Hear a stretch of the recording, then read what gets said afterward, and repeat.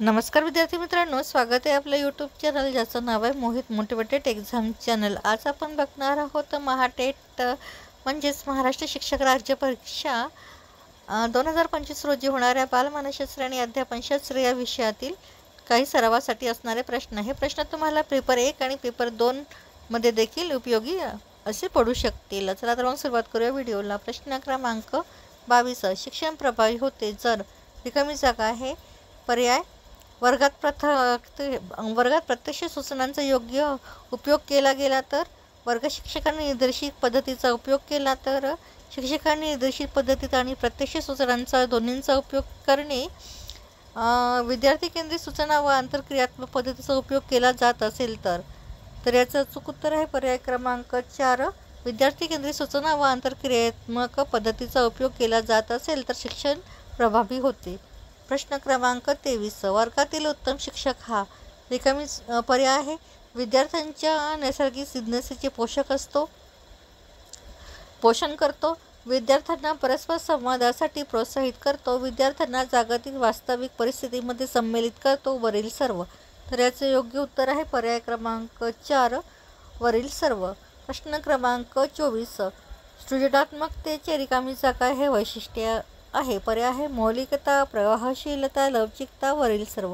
तर याचे योग्य उत्तर आहे पर्याय क्रमांक 4, वरील सर्व हे सृजनात्मकतेचे वैशिष्ट्य आहे। प्रश्न क्रमांक 25, सामान्य विद्यार्थ्यांमध्ये अध्ययन अध्यापनाच्या संबंधित खालील वैशिष्ट्ये असतात। पर्याय आहे अध्ययनात क्रियाशीलता, विद्यार्थ्यांमध्ये अध्ययनाची योग्यता, स्वतः कृती करून नवीन अनुभवाद्वारे ज्ञान प्राप्त करणे आणि वरील सर्व। तर याचं अचूक उत्तर आहे पर्याय क्रमांक 4, वरील सर्व। प्रश्न क्रमांक 26, मंद गतीने शिकणाऱ्या बालकाचं कशाची गरज असते। पर्याय आहे अतिरिक्त सहायतेची, विशेष सहायतेची, कोणती मदतीची गरज नाही, थोड्याफार मदतीची। तर याचे योग्य उत्तर आहे पर्याय क्रमांक 1, अतिरिक्त सहायतेची।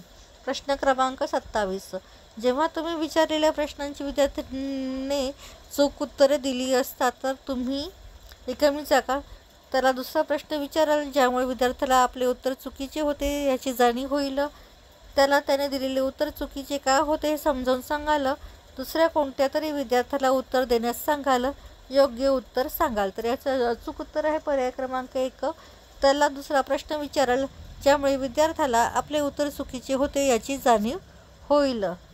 त्यानंतर प्रश्न क्रमांक 28, अध्यापनाची खालील व्याख्या करता येईल। पर्याय आहे अध्ययनाची सुविधा, शिक्षकांद्वारे ज्ञानाचे स्थानांतरण व विद्यार्थ्यांद्वारे ज्ञानाचे संपादन किंवा ग्रहण करणे, पाठ्यपुस्तकांचे वाचन, शिक्षकांद्वारे ज्ञानाचे स्थलांतरण। तर याचं अचूक उत्तर आहे पर्याय क्रमांक 2, शिक्षकांद्वारे ज्ञानाचे स्थलांतरण व विद्यार्थ्यांद्वारे ज्ञानाचे संपादन किंवा ग्रहण करणे। प्रश्न क्रमांक 29, खालीलपैकी अध्ययनाचा स्तर कोणता आहे। पर्याय आहे परावर्तन, आंतरक्रिया, प्रक्षेपण, संकलन। तर याचं योग्य उत्तर आहे पर्याय क्रमांक 1, परावर्तन। प्रश्न क्रमांक 30, शिक्षकांनी खालील अध्यापनाच्या पद्धतीचा सराव करणे आवश्यक आहे। पर्याय आहे व्याख्यान पद्धती, आंतरक्रियात्मक पद्धती, वर्णनात्मक, वरीलपैकी कोणतीही नाही। तर याचं योग्य उत्तर आहे पर्याय क्रमांक 2, आंतरक्रियात्मक पद्धती। तर ही होती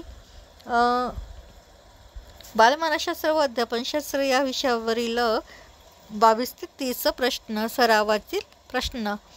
अशाच नवीन व्हिडिओला बघण्यासाठी व्हिडिओला लाईक करा, कमेंट्स करा, जास्तीत जास्त व्हिडिओ शेअर करा आणि चॅनलला सबस्क्राईब करायला विसरू नका।